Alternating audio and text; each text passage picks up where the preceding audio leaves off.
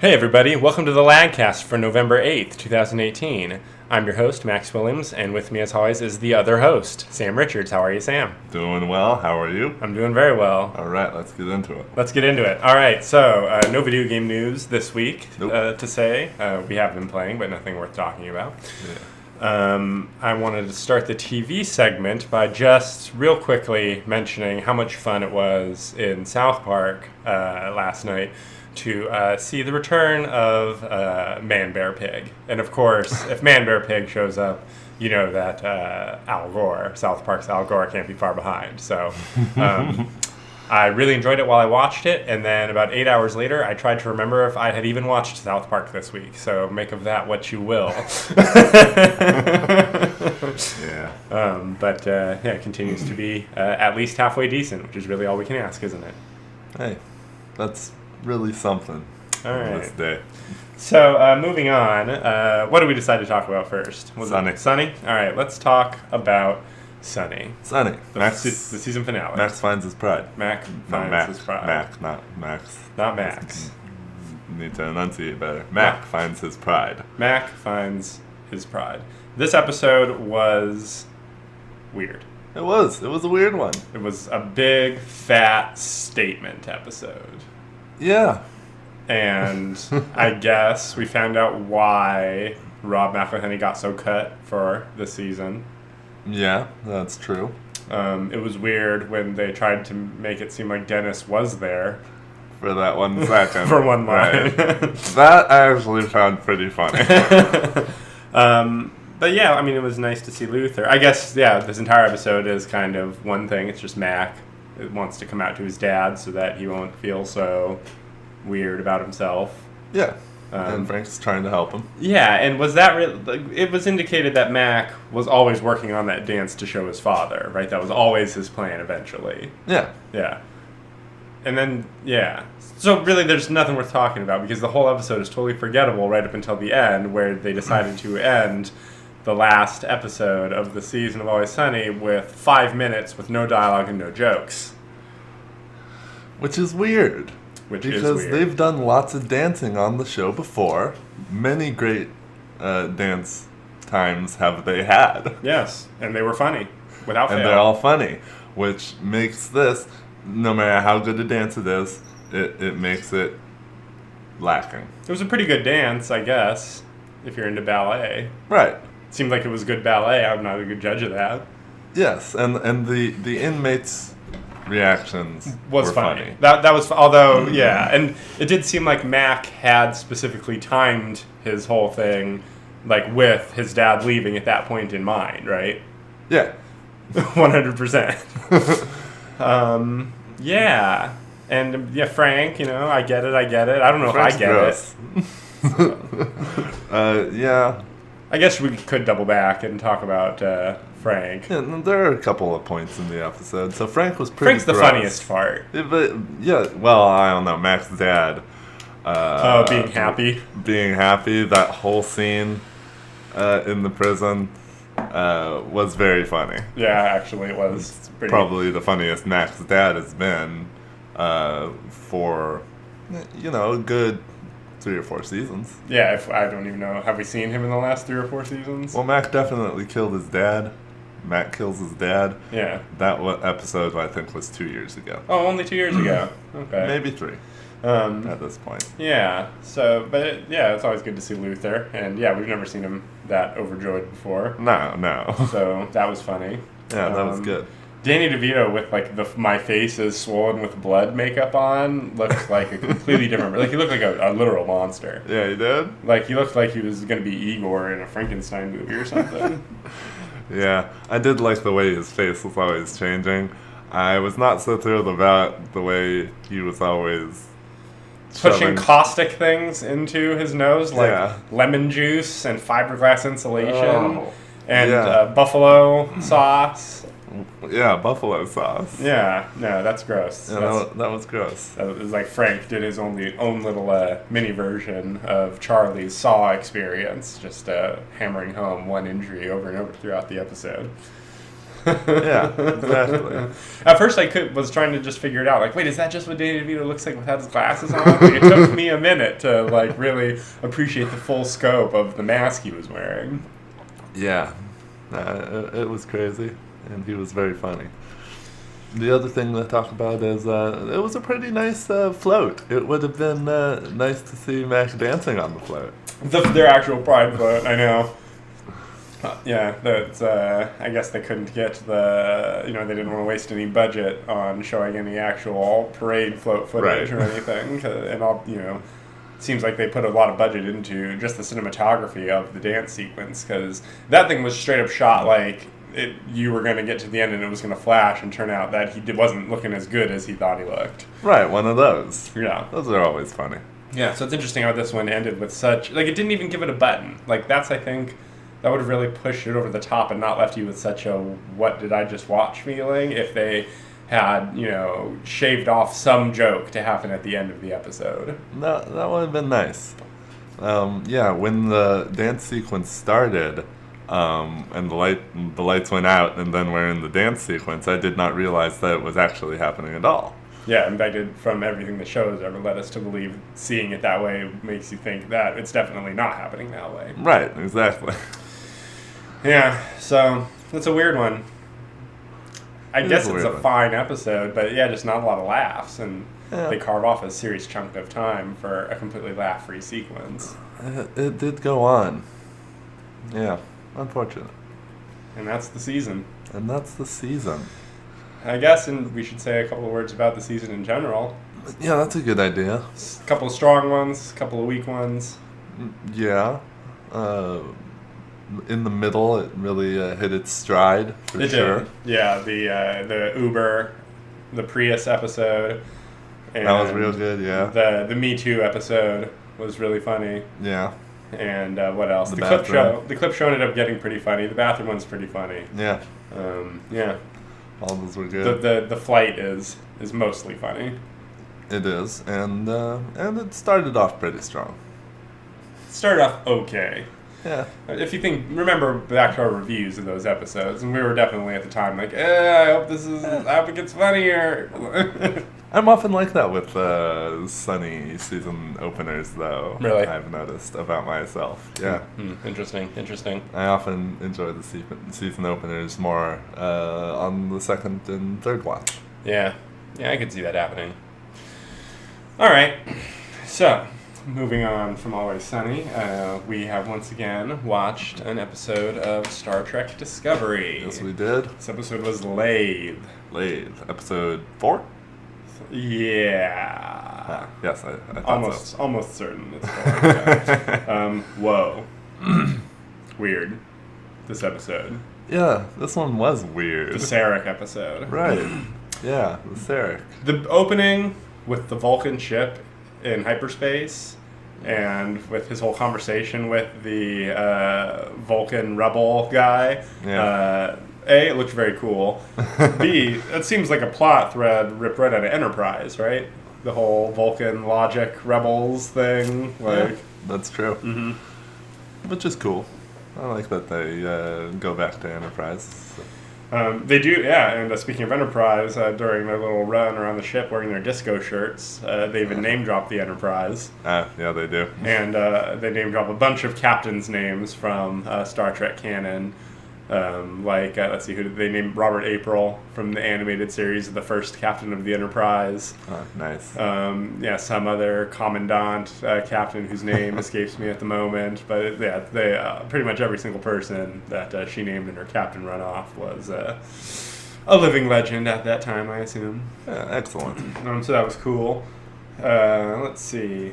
How about that holodeck-style shooting gallery simulation that we see the captain and Lieutenant Ash Tyler perform?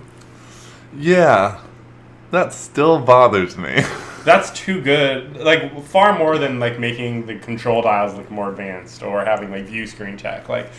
this level of holodeck technology is not supposed to exist yet. Exactly. Like, at the very least, they should have had them taking off, like, VR helmets at the end of it, rather than just having the room phase into holograms, because then it would have been like, okay, it's kind of like a holodeck, but it's like a fully digital environment that they're putting themselves into, not a thing that they've actually designed that you can interact with. Right, and the fact that they could interact it, even if it was to the point where it wasn't physical, it was all just projections. Even there, and they just had these special guns that shot projections as well. Right. That would have been okay, but they do interact with the environment in more ways than just shooting Klingons when they open the doors. Yeah, it definitely seems like it's hard light holograms. Yep. Yeah, it's funny because the whole thing seemed like just an excuse to do like a good effects version of the classic next gen scene where that episode opens with Picard and Riker back to back in the shooting gallery. Yep. Yeah, like it was definitely like, okay, we're gonna do that, but like it's cool now. Yeah, but then when it ends and they're standing side by side, I mean, it nothing makes sense. It doesn't look great. They're on like a little transporter pad style dealy. Yeah. Like, yeah, very nonsensical. And then at the end of it, Lorca tells them you fight like a Klingon. Yeah, dropping those little breadcrumbs. Like, that's such a hilarious one in retrospect. I actually kind of like it for its blatancy. Yeah, I read a Ask Me Anything or an interview with Jason Isaacs. Yeah.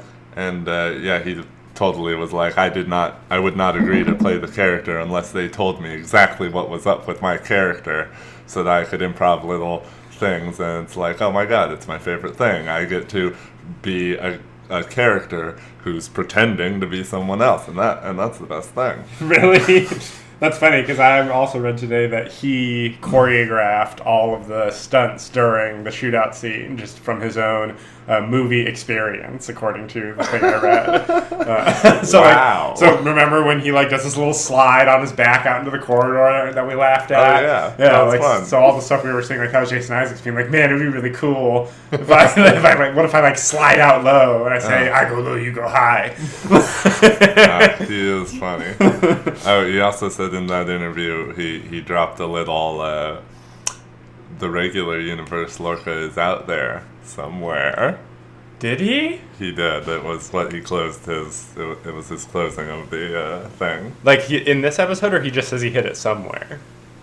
No. He means now that this season is over and Lorca's dead, because this was a recent interview. He's dropping that. Yes, the other Lorca is alive. Well, the Klingons do take prisoners. We've learned. Yeah. So yeah. And if they swapped, I mean, that's just regular universe Lorca in the mirror universe doing who knows what, trying to get back. Right. Yeah, interesting. Very interesting. Well, I'd be glad to see some Jason Isaacs again. I know, right? And it would be cool, to see him now playing the good version of a guy he used to be pretending to be the evil version of. Yeah, that would be a lot of fun. That's a real mirror thing going on. Yeah, so cool. Back to the episode, though. Michael Burnham is everyone's most annoying vegan friend. The way she's telling Tilly, what to eat. Yeah. Oh, it's like, no, don't order the thing you just ordered. Order these egg white burritos. But that's not even as bad as when she orders something at the replicator, and the replicator tells her it's a good source of proteins. Yeah. Anti-acids. The replicator, freaking it editorializes after your choice. She said something to it. Green tea. She ordered green tea, and it's a great source of antioxidants. So, shut up, computer. Yeah. If you're drinking green tea, you probably know. The scene cut in there, so I don't know if we're supposed to say green computer, green tea, and read me the list of nutrients. Tell me how good it is for me as you make it for me. Which I don't know. I do feel like that is something, a piece of technology that if it was available to do that, people would take advantage of it. I wouldn't mind it being an option. Right. Blender, tell me this green thing I'm making that tastes disgusting is good for me while I drink it. It'll make me feel better. Thanks, Blender. Oh yeah, that's what you want. Michael drops a little interesting backstory piece, which is that some renegade Vulcans once attempted to murder her. Right. Yeah, that's hilarious. And that it actually explains why Sarek is reaching out to her and not Spock with his unconscious link, is because Spock doesn't share a piece of Sarek's Katra, but Michael does, because Sarek used a piece of his Katra to heal her. Because have we heard before that a Katra can have healing properties? That's new to Discovery. I believe that is new, and telepathic properties. Right. And the whole idea of being able to have Matrix fights in the Vulcan landscape. Yeah, why are they even having Matrix fights? It's so weird. Like, it's weird in a way where you totally do understand what they were trying to do with it. Yeah. And you could kind of see it working. Because, like, I can see reading that on, like, a script page or in a book. Like, oh, I fought his mind. Like, his mind. Like, we see that in comic books all the time. It's a trope. Right. And but the way it was done, and with the way she's got the thing on her head that is dialing her into the universe, and the way everything is a green tint when she's in there, it almost seems like it's being a purposeful Matrix reference to me. And, like, Sarek does this, boom, get out, and shoots a shockwave towards her. Yeah. When he hits her out of his mind, but she doesn't go out of his mind, but she flies backwards into the sky. Oh my god. The effect is awful. It's terrible. It's another one where it's like, you know exactly what they were trying to do, and they shouldn't have done it. Right, they should have known better. Let's see, what else is here? Oh yeah, Stamets is like a super groovy hippie dude now. Yes, he is. Well, now that's my kind of crazy. Like, oh man, totally radical, riding the waves and the mental connection. Like, I've never seen any science to support that, but sounds awesome, dude. Like, he's so like a different person now. It's really funny. It's pretty cool. Like his mind, his mental abilities aren't impacted at all, because when they take their plane down to him, he's immediately like, well, here's why that won't work scientifically. Right, knows everything. Right. Let's see. We can talk a little bit about Lorca and his friend the Admiral. The funny scene where they're having an argument, and then she says, "Oh, but we're friends," and like it's almost like the episode before. That was before. Where he's like, "Oh yeah, I'm supposed to pretend we're friends," and he like gets tired of the conversation, so he just seduces her instead. It's like, let's stop talking. I'm sick of trying to. Trying to pretend like I understand exactly what you're talking about. Like, stop bringing up old things I'm supposed to remember. Yeah. That is... Yeah, it's great. That's really funny. That might be the most entertaining part of the episode, honestly, is all of Lorca's, like, high pressure, maintain my whole secret thing. True. Let's see. I wrote as a note Burnham's end of speech, but I don't remember it now. Burnham's what speech? She gives a speech near the end about something pretentious. And I wrote it down here to talk about it, but I literally cannot remember anything about it. Well, is it when she's talking to Tilly about... Oh, don't do what I say. Get your own method of being a captain. There was some long version of that she said that I wrote, but since I don't remember it, I guess we can't talk about it other than to say it obviously annoyed me enough at the time to make note of. And then we get to see the intro of the first episode of Battlestar Galactica. Yeah, we got that. That was fun. It's exactly the same. It's so funny. Yeah, it's weird how similar it is. Yeah, and like some of the worst looking Klingons that they've ever showed us. That Klingon woman that showed up is like with the jewel thing just over the ridges of her nose. It was like... Yeah, and hanging down. It reminded me more of like Bajoran fashion. Right, because they have the earring. Yeah, exactly. Yeah, it reminded me of the Bajoran earring as well. Yeah, I didn't like that. Yeah, it was totally not like... Into Darkness, the Klingon that had like the piercings going up each one of its ridges. Right. That was all right. That was weird, but like I'll take it. Yeah. Yeah. Yeah, it's interesting. Because it was aesthetically okay. It's interesting because the Into Darkness Klingons also had no hair.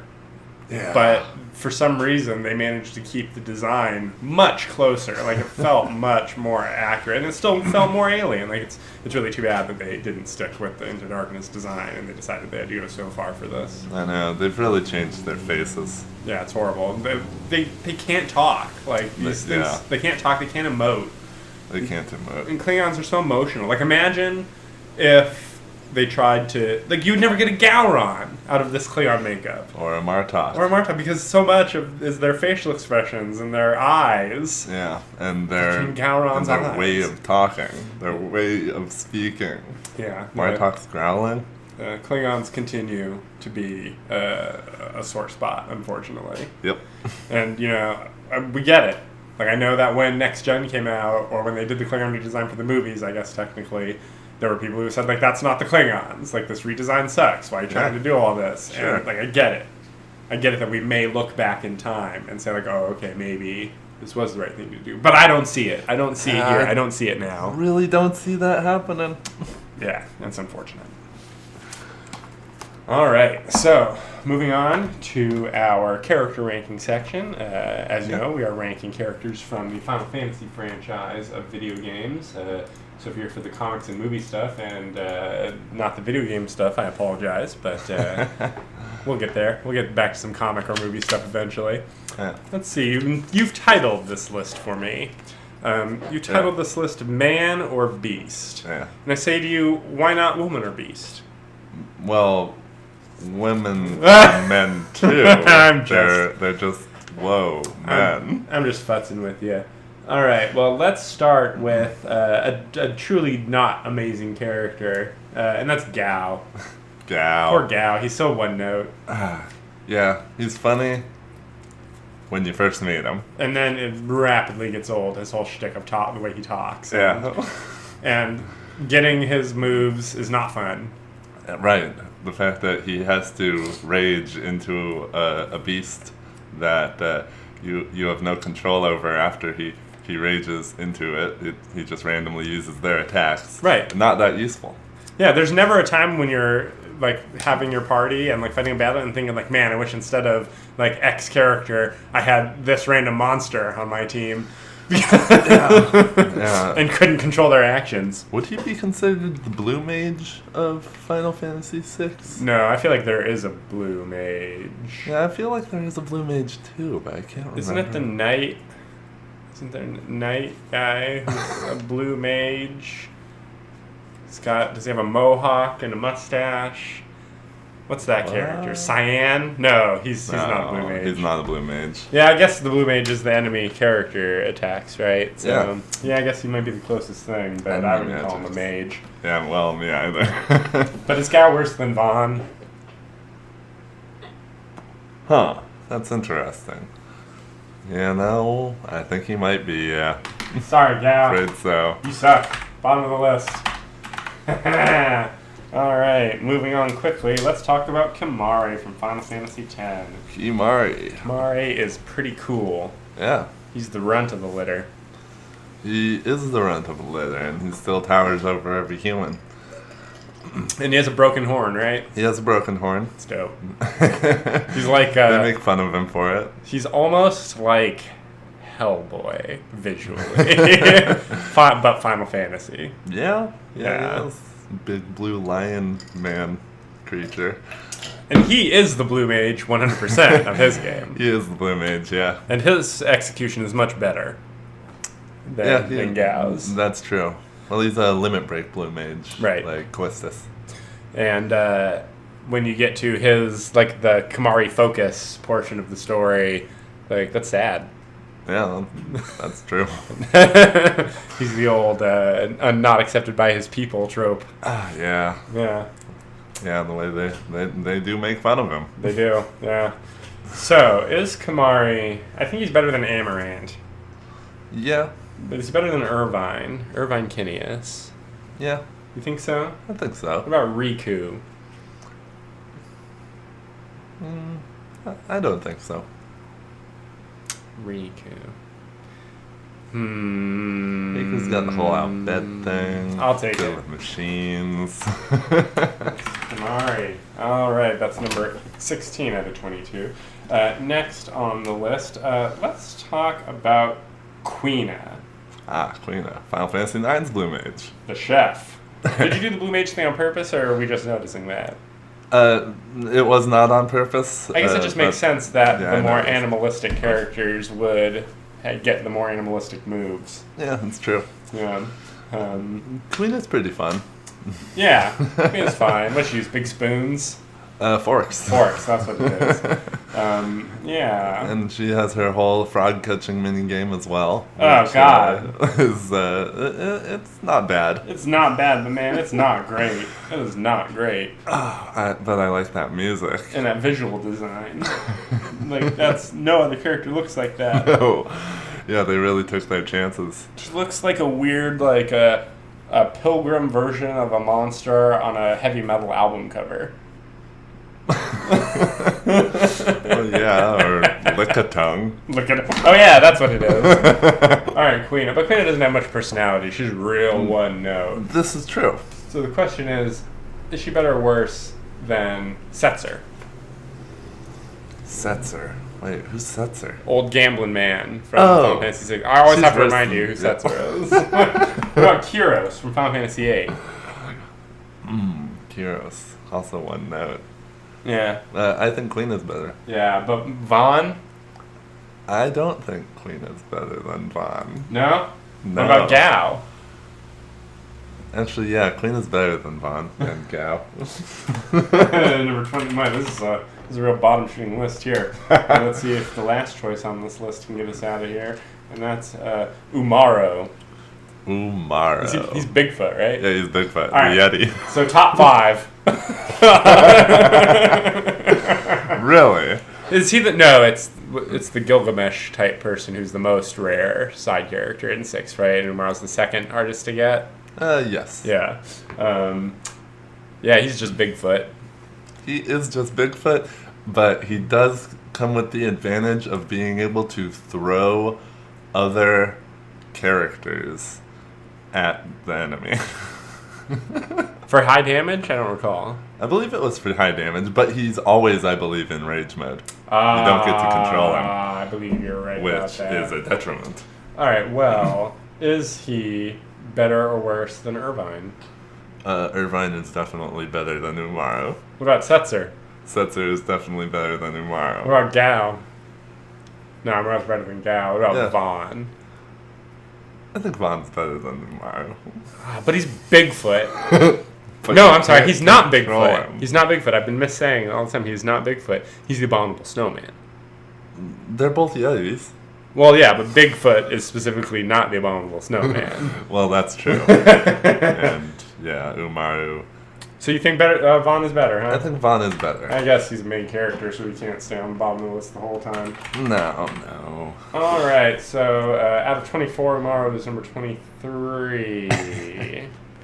So that was our list for this week. And it's time for us to take a short break. We will be right back. All right, and we're back with the comic reviews for the week. And before we get into it, I just want to say, pretty good week for comics overall. I'd say so. So the first thing I want to talk about is issue 25 of Transformers Lost Light by James Roberts and Jack Lawrence. This is it. This is the last issue. I think it was something like 82, 83 total issues of Transformers from More Than Meets the Eye on through this. Wow. And almost completely straight all the way through, it was like 5 out of 5 A+ science fiction storytelling with amazing characterization, fantastic callbacks, wonderful character moments, like really cool science fiction concepts being played with on the level that you like from your Star Trek style entertainments. That is the best. Your time jumps and your parallel universes and your matter displacement engines and quantum drives and yeah, it was just all good stuff. But at some point during the run of this series, Tumblr got a hold of it. Because throughout there was these relationships between some of the bots, right? And they were in relationships, and they're genderless robots, so a lot of these were looked at as gay relationships. And at some point, Tumblr got a hold of and started really shipping the hell out of a lot of the relationships in these Transformers comics. Right. And the author James Roberts, who is a fairly prolific social media person, clued into this. He became 100% aware of this and very much supported this. Okay. And so, most heavily when they relaunched More Than Meets the Eye as Lost Light, there seemed to be a heavier injection of the relationship drama and a slightly lower amount of attention being paid to the cool science fiction plots and breathtaking action and cool callback stuff. It became a little bit, with some of the characters, it became issue driven. He specifically had a character be like trans because she had specifically decided to be going by she, even though she used to be a he, and it was a big statement about it. Dang. And it wasn't horrible for the most part, with a couple of cringy moments. The relationships were good. They were believable. You really did feel for these characters. They were well written. Right, but was it the romantic relationship drama, but was it also like friendship, personal relationship drama too? Both. A lot of it was personal relationship drama. There were definitely characters who were just friends or were, on some spectrum of adversary to friends. Whirl and Cyclonus's friendship, Megatron and Ultra Magnus's, grudging respect born after time working together, the maturation of Rodimus and his friendship with the Drip. There was plenty of just like characters, but some of the characters, Rewind and Chrome Dome, and then also Tailgate and Cyclonus, they were definitely played as like romantic relationships.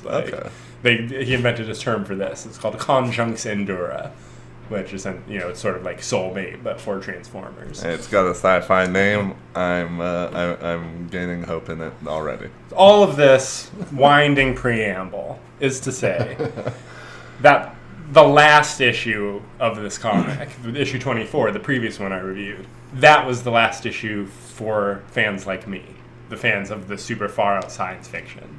I see. This issue 25 was the last issue for the Tumblr crowd.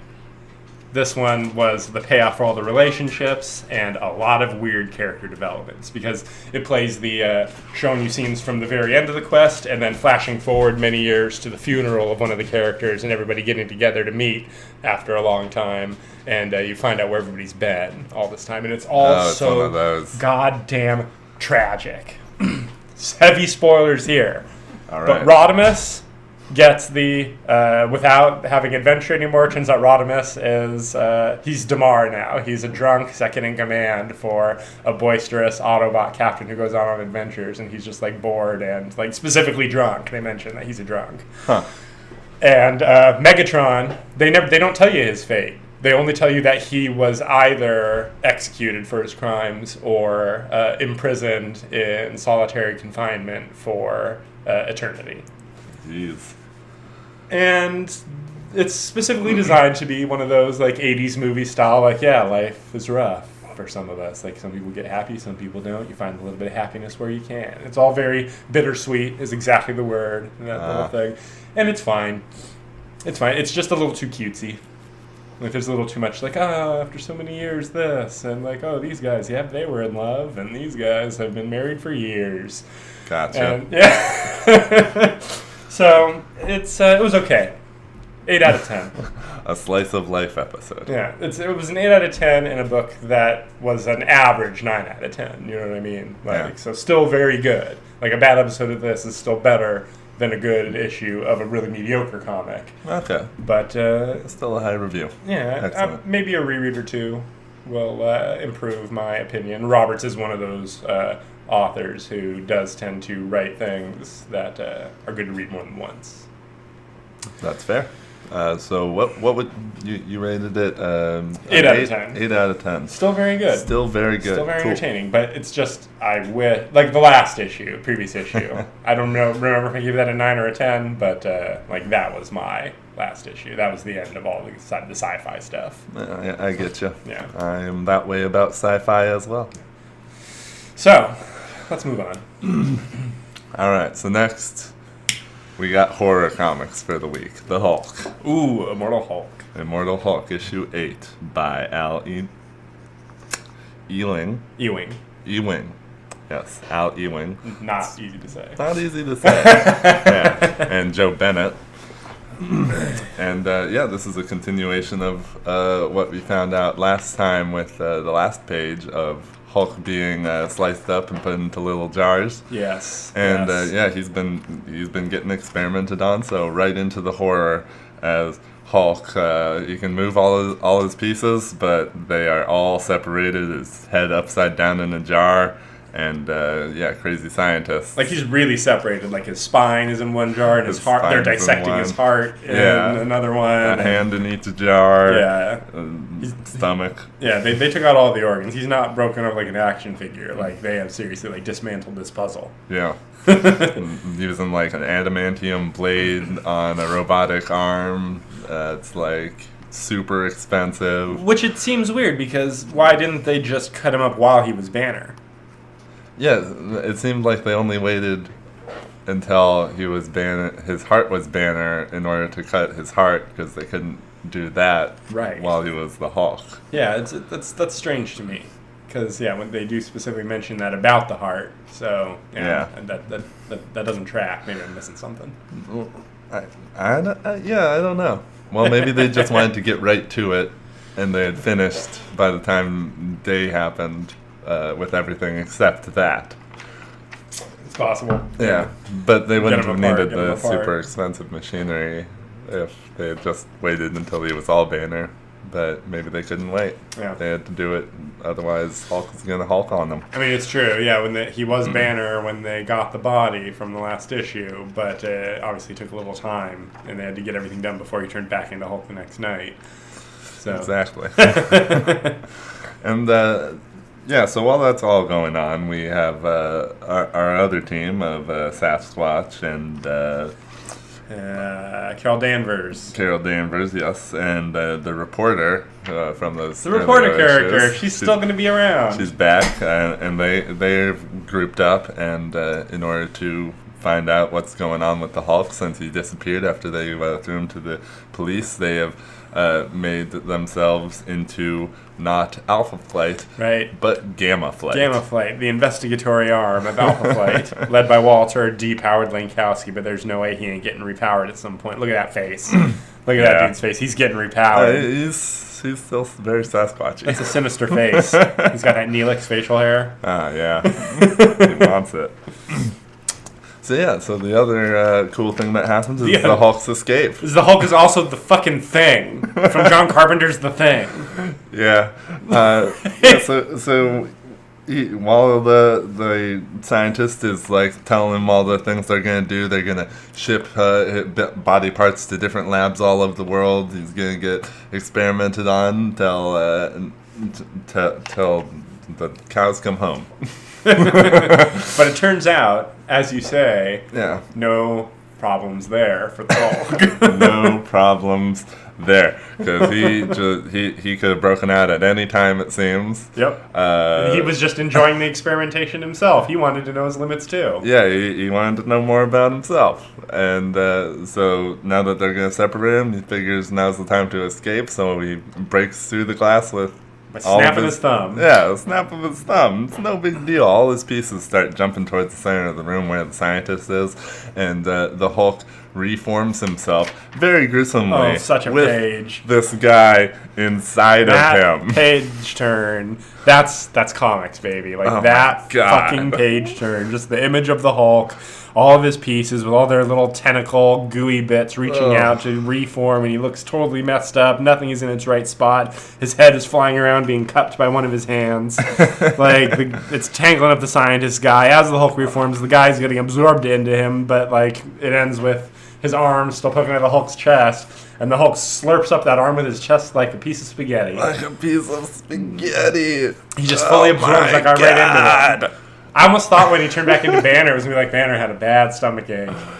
Yeah. But that dude's body was just obliterated by all the Hulk stuff pushing it together, right? Yeah, well, by the time he's slurping up that arm, I mean, it's limp.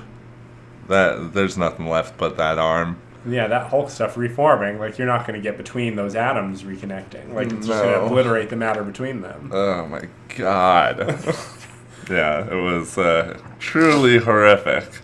Oh, and then, when he's just turning back into Banner, like, what is happening? Why is he turning back into Banner that way? Maybe all his pieces were still in the wrong positions, and they just morphed into what was right, but once he became Banner again, they all had to go back to normal, and that's why he's got, like, two faces coming out of different parts of him. At first, I thought he was ejecting, like, the body of the scientist when I saw this page. Oh, that's funny.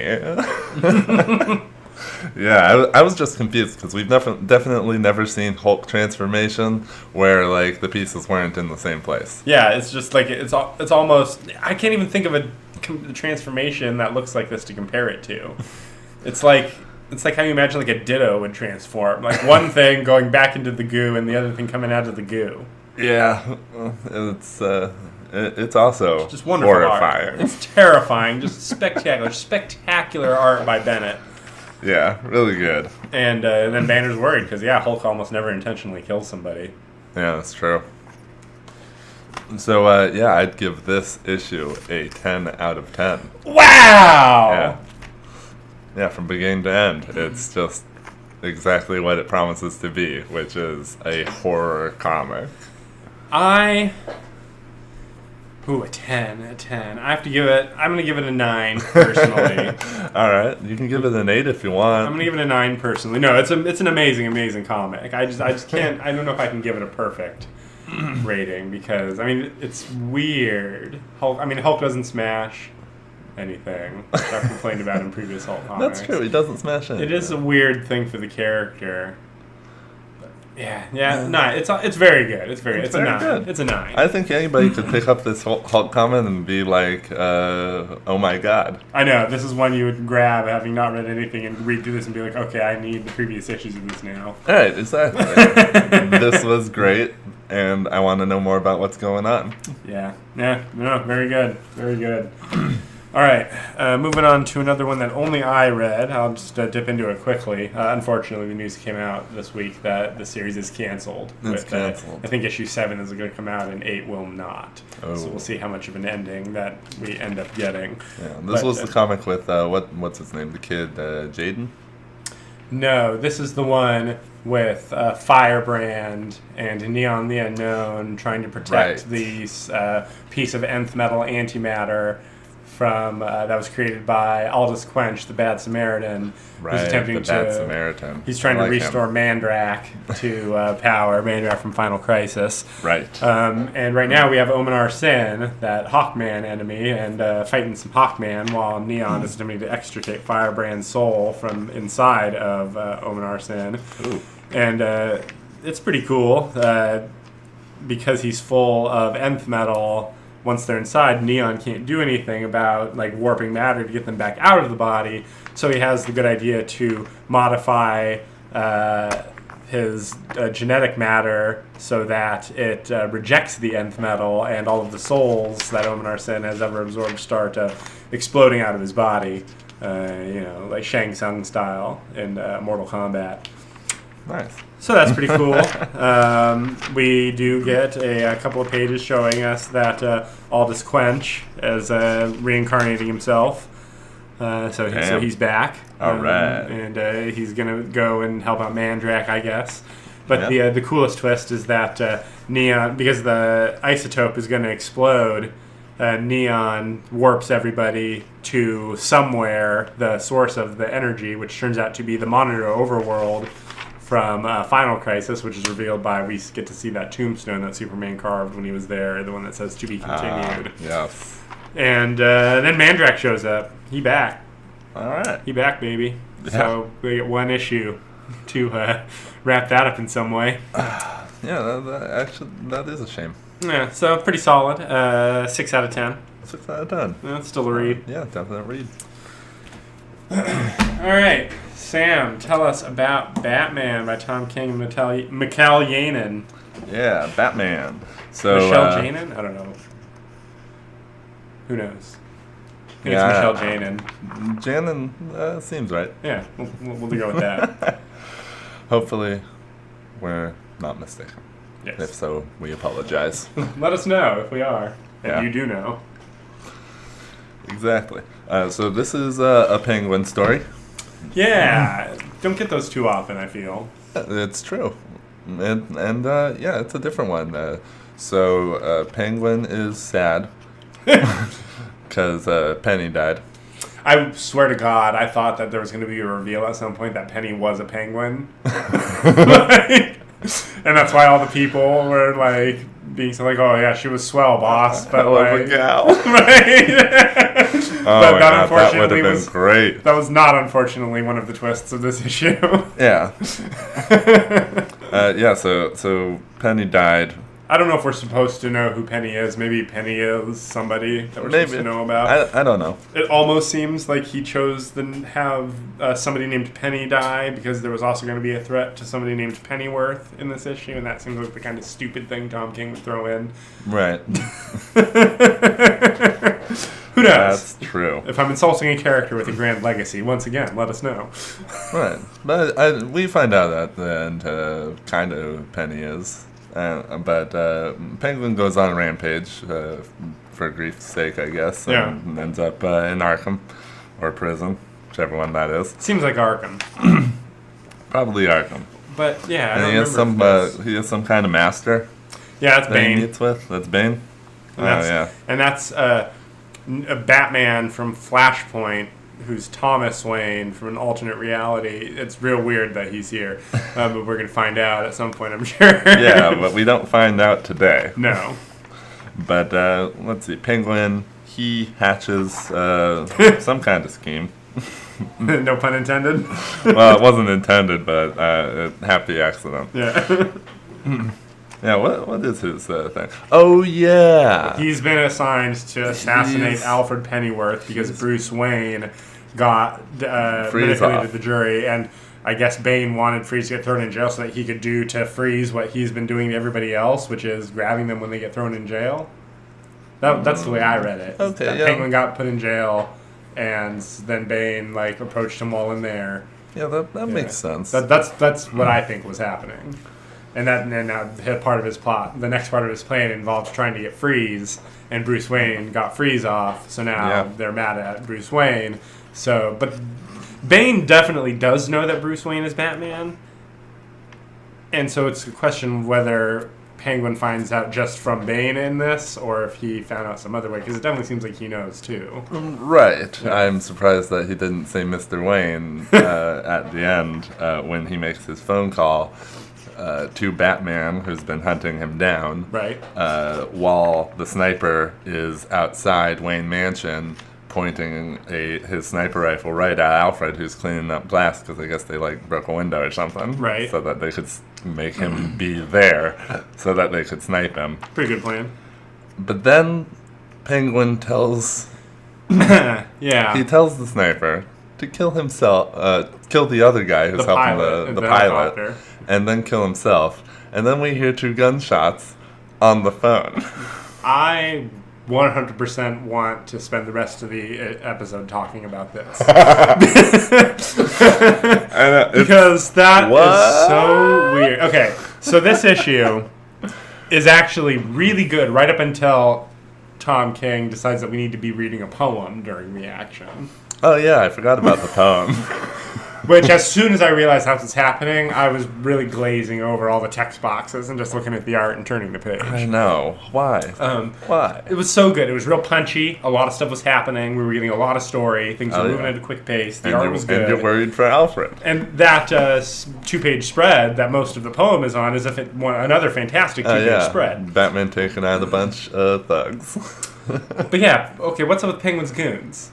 Kill yourself, kill the pilot and yourself, and then he does? And then he does. Nah, that motherfucker turned to the dude, shrugged, fired the gun 2 times into the air, and then they threw their headsets off and piloted that helicopter to freedom. Yeah. They're like, we're going to go join Joker's gang. Exactly. There's no way that it would kill the pilot and then himself. Unless there's, some sort of weird mind control soldiers, or... Right, there could be... Okay, there isn't absolutely no way, because this is comic books and there can always be a way. But... under his own power. Right. It just is too unlikely that he'd kill himself. Maybe Penguin has a kingpin level of control over these people, where he's like got their families, and if they don't follow his exact orders, like everybody's wives and children and all, like yeah, that's Maybe. the only other explanation, right? Right. It's that or magic or something. Or they're robots. Or the robots. Okay, there's lots of explanations. Could be Mad Hatter. But we want an explanation is the problem here. If it's on purpose and we're supposed to be questioning that heavily, then well done. But if that is supposed to just be like, yep, that's what happened. God. Whoa. Yeah, you can dream that that's on purpose. Yeah. You can dream. Well, that's all I have to say. I'm kind of glad we're not reading Nightwing right now, the way that they're handling the whole Dick Grayson thing. Yeah. Just knowing what I know about what they are doing in Nightwing, it's much more interesting to get the story this way, where you're like, you have no clue exactly what's going on with Dick, and Batman does not want to talk about it. Yeah. Yeah, that is fun. And I really did think Alfred was going to die, the way this run has been. Me too.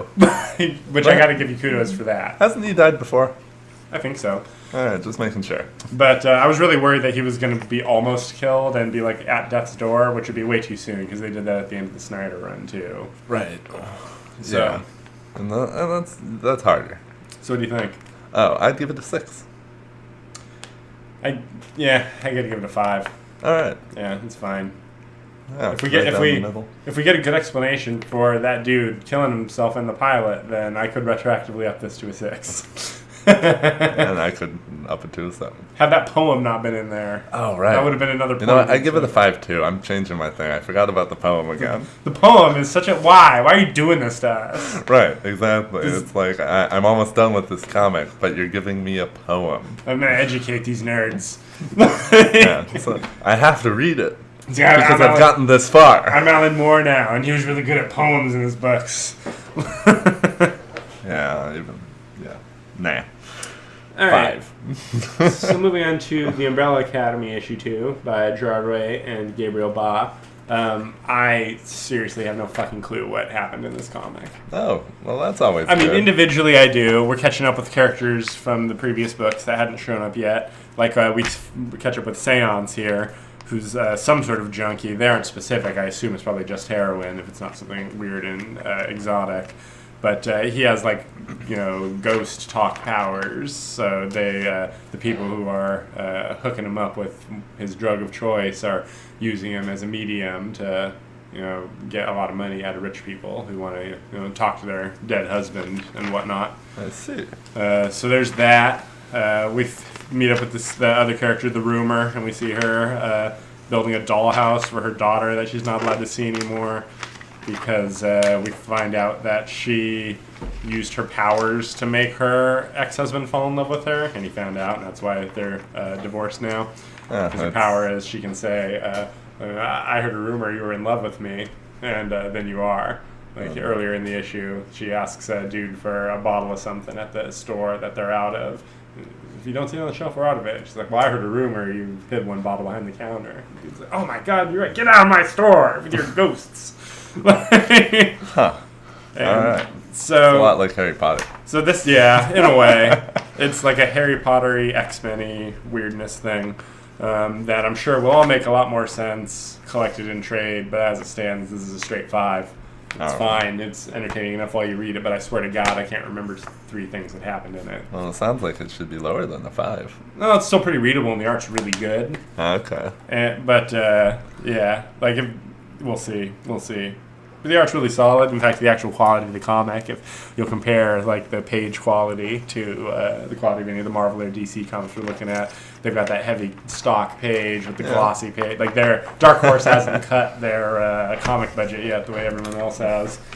So just give for points for that. I will give points for that because comic reading is a tactile experience. Yeah, that's fair. If I'm thinking about that and appreciating it, that's a good thing.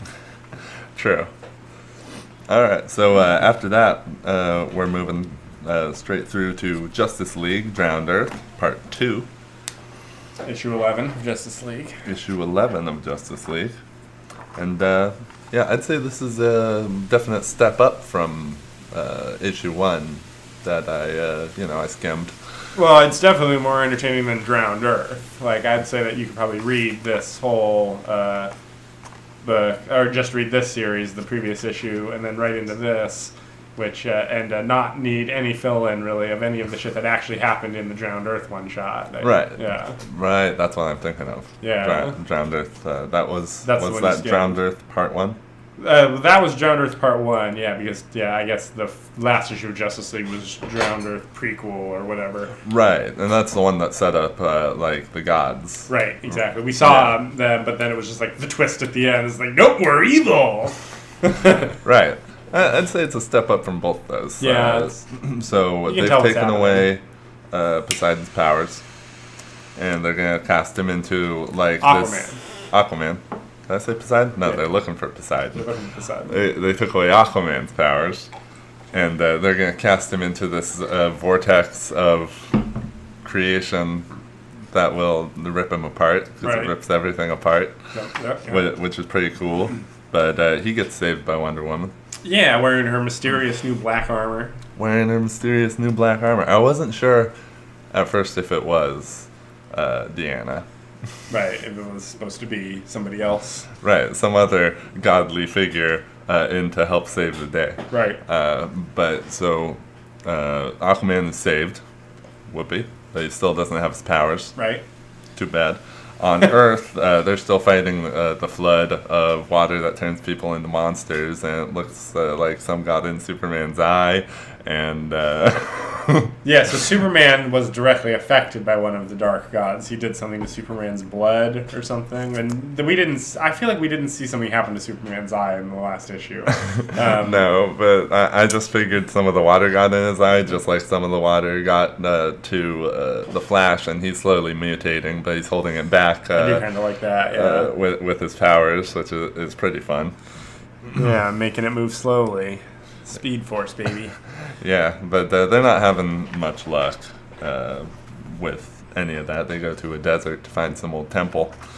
Why were they looking for that temple? I can't remember. They are looking for the tomb because something is leading them there. Mara has the thing that is going to lead them to a weapon. There's a weapon there. Right, there's a weapon there, and Mara's taking them to it. But the water gets there. It's like a chemical weapon, like a WMD style kill all of something virus. Yes, it is. But it turns out that Black Manta already has it, and he's there, and he's brought the water with it, so they're doomed. And also, all of this is directly due to the Legion of Doom machinations, we find out. Yes. They're the ones that traded Earth. Oh, yeah. Whatever. They called in those sea lords, sea gods of other worlds. Yep. They killed Poseidon, which we already knew that the Legion of Doom was behind that. But Right. Now Deanna and Aquaman are looking to go to, and they get to, the Graveyard of Gods. And that's pretty cool. They find Poseidon in some sort of weakened state in. Yeah, he's there, chained to the place, according to him. If it's really even him. True. And He stabs the shit out of Aquaman. yeah, Aquaman is there to try and get his powers back and get some learning in, and Poseidon just stabs him right through with his trident. Oh yeah, real bad. And Yeah. Batman, I've noticed that Batman's healing suit looks a lot like Batman Beyond armor. Yeah, it does. Yeah. It's got it's black with the red bat in it. And I really don't like Jarro and how Jarro calls him Dad. Jarro calls him Dad. That was weird. You could even say it was jarring. So, so just for our anybody who's not reading this book, Jarro is a little piece of Starro that they put in a jar that Batman carries around and makes do telepathic things for him, and he talks like a 6-year-old. Yeah. If he didn't talk like a 6-year-old, I'd be cool with Jarro. I wish it was just Starro, like reincarnated, but like In the tiny. jar? He was still like a little bit of a bitch. Yeah. Yeah, that would be awesome. Yeah, but anyway. I hope he develops fast. Mm-hmm, Is what I'm saying here, because then he could be cool if they they have to protect him or something. I don't know. I mean, I could see, since Batman in some versions of continuity creates the Brother Eye satellite, that I could see in a new version of the Brother Eye that has a telepathic Starro thing that's has an allegiance to Batman in orbit. Yeah, I mean, that could be cool. He did want to weaponize the moon. There's no way he doesn't want to do whatever weaponizing is possible of Little Jarro. Yep, Batman would do it. But looks like you won't get the chance because the floods have broken into the headquarters of the Justice League. Yep. And Batman is on the floor. The Legion of Doom is there with the flood. And they're there to grab the totality. And they want the totality. I would give this issue of Justice League a 7. 7 is right. Yeah, pretty good. Good art by Francis Manapul. Always nice to see him. Good action, clear plot, clear goals for everybody for the most part. Everybody's pretty much in character. I think this was the least annoying Flash has been in any issue of team books that he's appeared in for the last 4 months. Poor Flash. That's a 7. All right. We're there. This is it. We're going to spend the rest of the episode talking about this because it's the last comic that we're going to talk about. Yes. It's issue 1 of Green Lantern by Grant Morrison and Liam Sharp. Yeah, I think this is my first time reading a brand new Grant Morrison. Isn't it great? Yeah, it was pretty fun. I read it first. It really delivered, man. It's so cosmic. It's so cosmic. And so much happens in these pages. So many characters are introduced. So many cool things. It's a mix of regular beat cop tropes, like it's CSI. The cops going around and interrogating suspects. And getting some mercenaries. Yep, going on the bandits hunt for some criminals, and we meet a lot of cool alien Green Lanterns who all talk in different alien ways because they're aliens. Why would they all just talk like they're from Earth? No. Yeah, it's almost like other writers don't quite have the gonads to go this far in the way that aliens would talk. Right, exactly. This is some straight Darmok and Jalad on occasion. Yeah, it really is. You have to read it 2-3 times to make sure you understand exactly what they're saying. Yes. So the interesting MacGuffin of the issue is these luck dials that some characters may or may not have acquired. That allow positive or negative outcomes to be established. They're exactly like that thing from that episode of Deep Space Nine that the guy turns into the Dabo tables. Yep. It tips the tables in their favor. Right, exactly. The scales. That's what I was looking for. Tips the scales in their favor. Scales. So Hal Jordan himself shows up on this great 2-page spread, just that giant head looking up at face. Intergalactic Lawman, but he's depowered right now. For some reason, the Guardians have taken his lantern for some sort of upgrade that we don't know anything about yet, so I'm sure that'll come up at some point, because Morrison does not leave threads hanging. Nope. So that leads to us getting a great scene of Hal pulling a straight Men in Black on some aliens out in the desert. Yeah, really. You're definitely an alien. And then just beating them down, figuring out exactly how they work. Doesn't need any of his ring power. Love that. Yeah, well, you could tell that it was figuring out his language while he was talking to him. Right. Real cool. So he finds, just like in his origin, he finds a crashed ship with a dying lantern aboard and a mission form, which allows him to recharge his ring. And I love the way he's so casual and calm and collected when he comes up to this guy. He's like, what's the situation? Give me a readout. Oh, that's it? Give me 20 minutes. Right. Just excellent, super highly rendered art. I've seen Liam Sharp work before that I didn't like as much, and here I just feel like it works so well for so much texture. Yeah, it really does. That dude draws in every single line of detail. Now, I don't know how much I love all of Hal Jordan's characterization. His super casualness. When he comes in, he's like, it's cool, everybody, just chill. Well, I figure he's extra powerful right now, and he knows it because he hasn't had his ring for a while. Yeah. And now that he's a lantern again, in full, he's it's a heady feeling for him. Right, exactly. He's full, confident. He can do everything he wants to do again. Right. Yeah, he still acts very much like a cop. I'm gonna roll. What are your demands? I'm here. Let's talk. Blah Yeah, blah but blah. he's still dropping 1,000-ton weights. Right. That say their tonnage on the side like it's Bugs Bunny. Yeah, still he's having fun with it. He outsmarts the dude using some science, using the what is it? The law of The square cube law. Square cube law. Yeah, excellent. Yeah, it's fun. Always good when that shows up in comics. And the scene where he goes back to New Oa and speaks to the Guardian, and everything just gets weird, and like, here's the way of the galaxy, and here's what the Green Lanterns do, and we get our page showing us our energy-based Green Lanterns, and our Green Lanterns that exist in lightless voids, and our planet-sized Green Lanterns, and our tiny microverse Green Lanterns.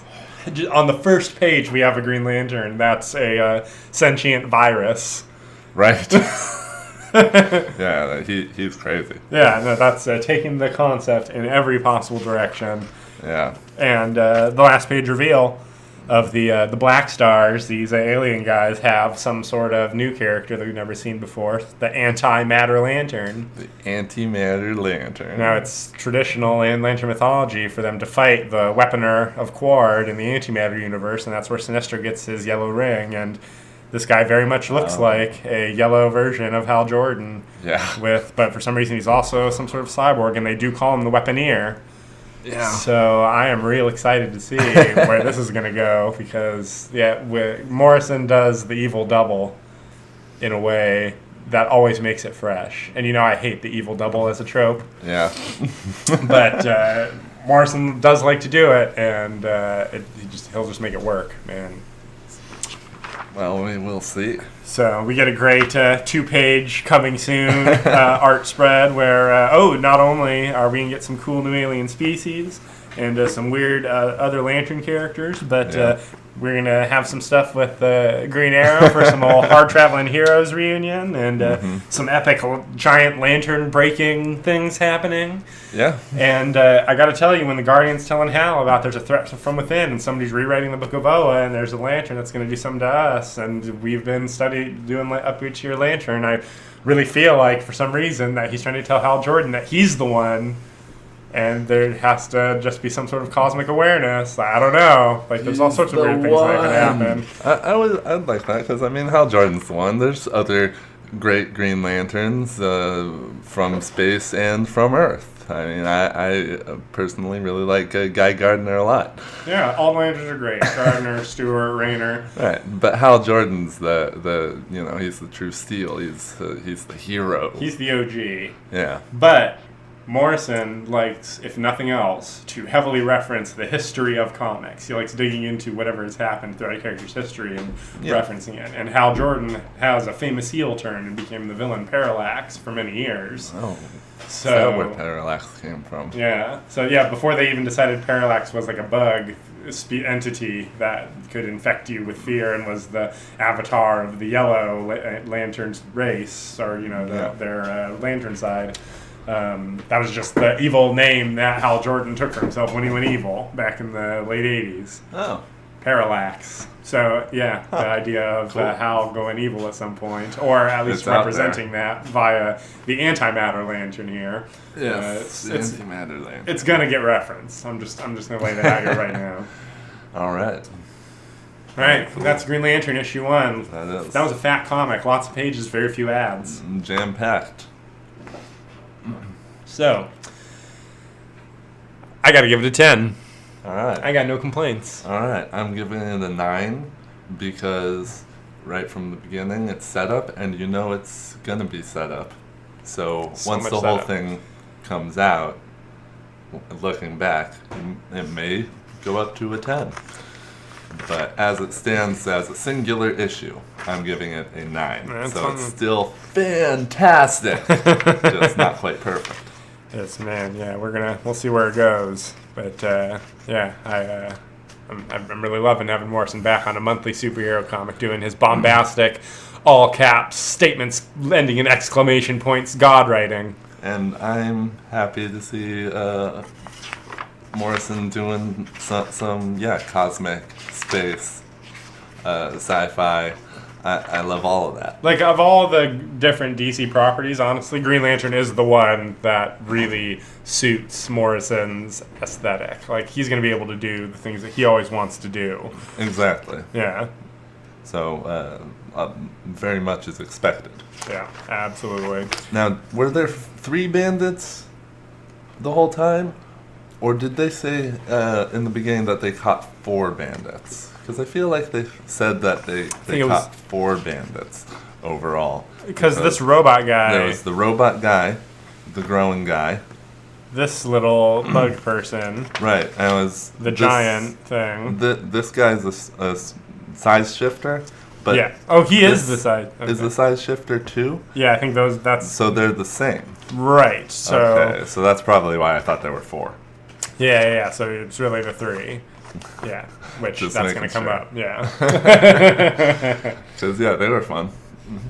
Yeah, all the alien stuff was great. I love how much plot was really in here. This wasn't a decompressed issue. Like, you got a bunch of stuff with these guys, you got the setup of plots, you got the luck dials, you got the Guardians with something weird happening, you got the Black Stars with the Antimatter Lantern, you got Hal Jordan is in a weird situation, and then immediately thrust into the action. True. So many things. It set up all the right things. Yeah, absolutely. Really looking forward to getting this every month for a while now. Every month. That's nice. That's what it should be. Yeah. All right. That kind of quality in. So that's it for this week. That's LAAGCast. Thanks for listening, everybody. We'll be back.